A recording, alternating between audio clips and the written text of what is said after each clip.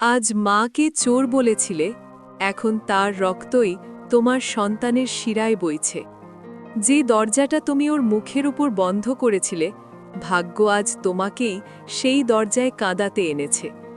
রাত তখন প্রায় 12টা। শহরের এক প্রাইভেট হাসপাতালে ক্লিনার হিসেবে কাজ করা সালমা চুপচাপ ফ্লোর মুছছিল। হঠাৎ জরুরি বিভাগের সামনে হইচই শুরু হলো।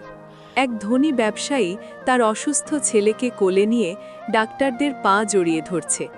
বিরল গ্রুপের রক্ত এখনই না পেলে বাচ্চাটাকে বাঁচানো যাবে না।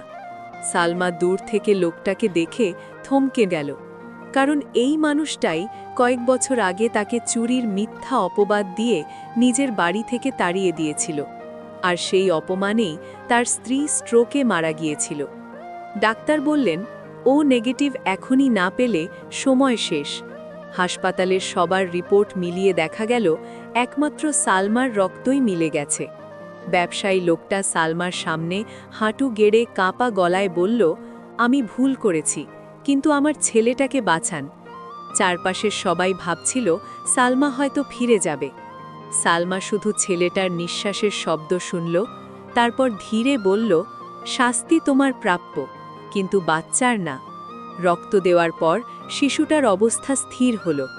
ভোরের আলো ফুটতেই লোকটা কান্নায় ভেঙে পড়ে সালমার পায়ের কাছে মাথা রাখল, কিন্তু সালমা তাকে উঠিয়ে শুধু বলল, ক্ষমা চেয়ে মানুষ বড় হয়, অপমান করে নয়।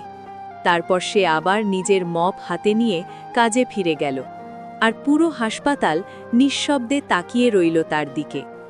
আপনি হলে সালমার জায়গায় কি করতেন? ক্ষমা না প্রতিশোধ? কমেন্টে জানিয়ে দিন।